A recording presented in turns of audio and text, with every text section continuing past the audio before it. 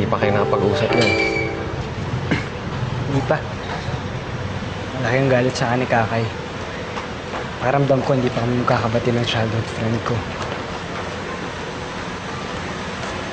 You had a childhood friend?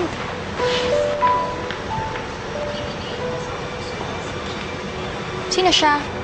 Gusto ko siyang makilala.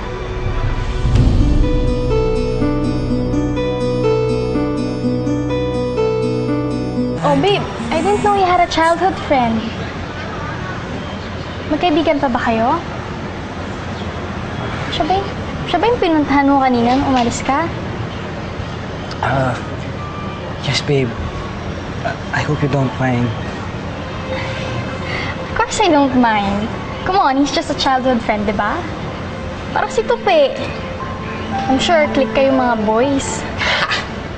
Click talaga? Hindi. Click talaga.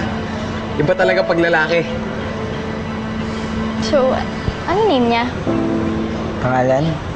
Siya si Carlitos, di ba? Carlitos yung pangalan ng kababata mo. Yun yung name niya. Oh, okay. Carlitos.